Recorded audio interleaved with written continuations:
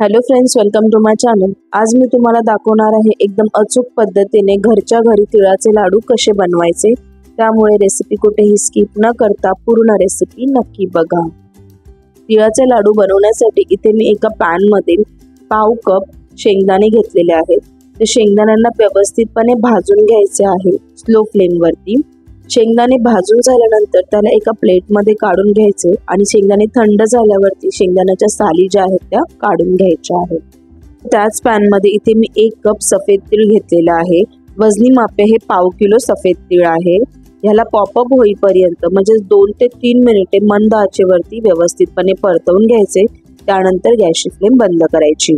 भाजलेल्या शेंगदाण्याच्या साली काढल्यानंतर कपच्या मदतीने म्हणजे कोणत्याही जड वस्तूच्या मदतीने याला व्यवस्थितपणे असं वाटून घ्यायचं आहे हलक्या हाताने, म्हणजे थोडे अख्खेच दाणे आपले राहिले पाहिजेत।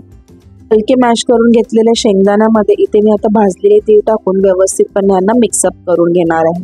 शेंगदाणे इथे टोटली ऑप्शनल आहे, तुम्हाला स्किप करायचं असेल तर करू शकता। शेंगदाणे तीळ असेच इथे प्लेटमध्ये थंड करून घ्यायचे। आता त्याच पॅन मध्ये इथे मी 2 चमचे साजूक तूप टाकून घेणार आहे। तूप देखील इथे ऑप्शनल आहे, तुपाचा वापर केला तर अतिउत्तम, नाही केला तरीही चालेल। तूप व्यवस्थितपणे मेल्ट झाल्यानंतर आता मी ज्या कपने इथे तीळ घेतलं होतं त्याच कपने मी इथे गूळ सुद्धा घेतलेला आहे।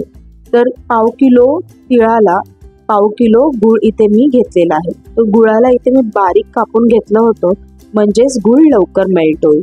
गूळ तुपामध्ये मिक्स केल्यानंतर मी लगेचच त्यामध्ये 2 चमचे भरून पाणी टाकून घेणार आणि गुळाला मंद आचेवरती मेल्ट करून घेणार।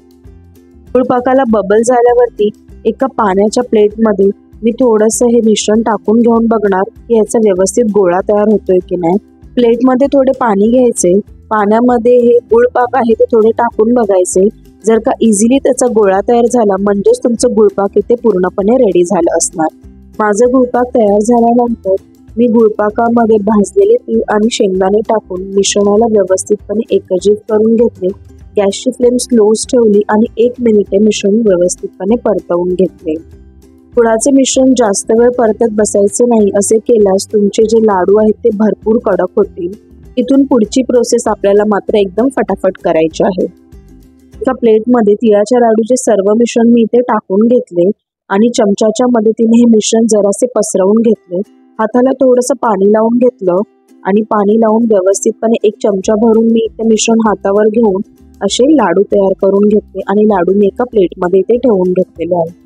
असेच मी इथे भरपूर लाडू तयार करून घेतले आणि तुम्ही बघू शकता मी इथे पुन्हा एक लाडू इथे वळत आहे। मिश्रण गरम असतानाच आपल्याला सर्व लाडू वळून घ्यायचे आहेत। प्रत्येक लाडू वळताना हाताला थोडेसे पाणी लावून घ्यायचे आणि त्यानंतरच लाडू वळून घ्यायचे। तर अशाच प्रकारे एकदम सोप्या पद्धतीने मी झटपट हे तिळाचे लाडू घरामध्ये तयार केलेले आहेत। या संक्रांतीला माझी ही रेसिपी नक्की ट्राय करून बघा आणि जर का तुम्हाला माझी रेसिपी आवडली असेल तर माझ्या चॅनलला लाईक, शेअर आणि सबस्क्राईब करायला विसरू नका। थँक्यू।